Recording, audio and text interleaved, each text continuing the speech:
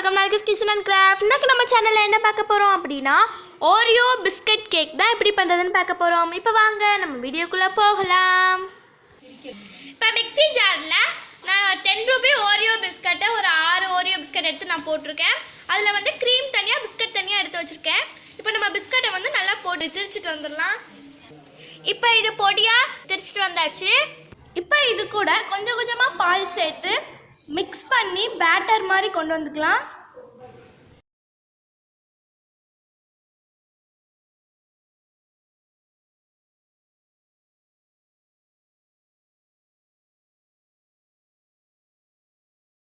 இப்போ இது கூட ஒரு டேபிள் ஸ்பூன் கொக்கோ பவுடர் சேர்த்துக்கலாம். கொக்கோ பவுடர் வந்து டேஸ்ட்டுக்காக தான் சேர்க்கும்.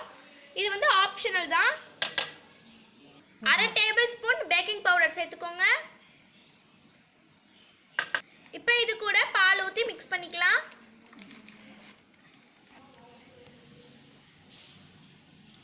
இந்த மிக்சிங்க்கு 3 கப் பால் தேவைப்படுது.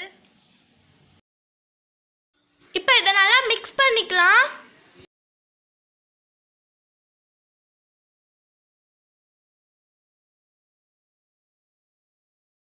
தேவையான அளவுக்கு பால் சேர்த்து பேட்டர் மாதிரி கொண்டு வந்துக்கலாம்.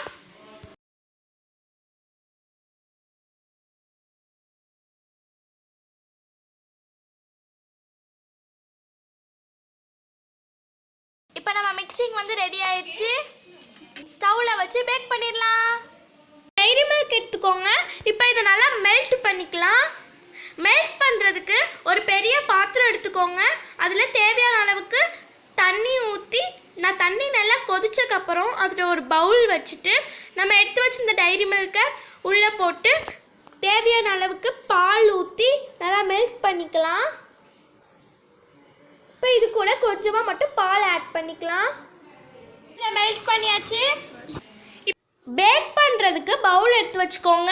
இப்போ இந்த பவுலில் ஆயில் அப்ளை பண்ணியாச்சு. இப்போ இதுக்கப்புறமா மைதாவை லைட்டாக இதில் தூவி விட்டுக்கலாம். மைதா வந்து எல்லா இடத்துலையும் படுற மாதிரி தூவி விட்டுக்கோங்க.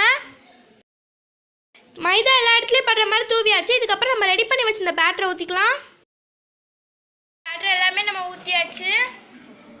இப்போ அடுப்பில் வந்து ஒரு குக்கர் வச்சுட்டு இந்த மாதிரி ஒரு ஸ்டாண்ட் மாதிரி வச்சுக்கோங்க. இப்போ இதுக்கப்புறம் நம்ம ரெடி பண்ணி வச்சு இந்த பேட்டரை இப்போ இதுக்கு மேலே வச்சுக்கலாம். இப்போ இதை வச்சாச்சு. மூடியில் வந்து பெல்ட்டையும் விசிலையும் எடுத்துடணும். எடுத்துட்டு ஒரு 45 மினிட்ஸ் வந்து நல்லா பேக் பண்ணிக்கலாம். கேக் வந்து 45 மினிட்ஸ் ஆயிடுச்சு. இப்போ இது வந்துருச்சான்னு பார்க்கலாம். ஸோ ஒட்டலை, இது வெந்துருச்சு. இப்போ இதை வந்து ஆற வச்சிடலாம். இப்போ இது நல்லா ஆறிடுச்சு.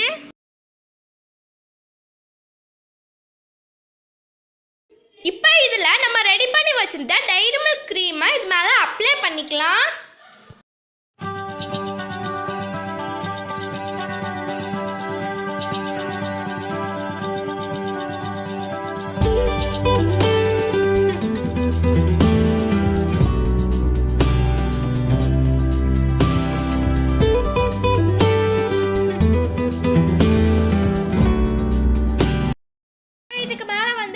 டைரி மில்க் டெக்கரேஷன் பண்ணி வச்சிருக்கு. ஸோ இப்போ வந்து நம்ம கட் பண்ணி பார்ப்போம்.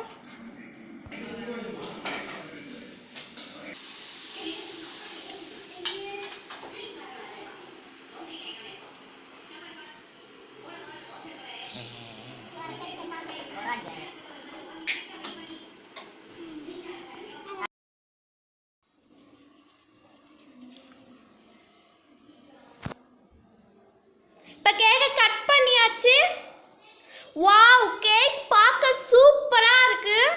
ரொம்ப சாஃப்டா இருக்கு. இப்போ நான் இதை டேஸ்ட் பண்ணி பார்க்க போறேன். வாவ், செம்ம டேஸ்டா இருக்கு. கண்டிப்பா நீங்க உங்க வீட்ல ட்ரை பண்ணி பாருங்க. சூப்பரா இருக்கு.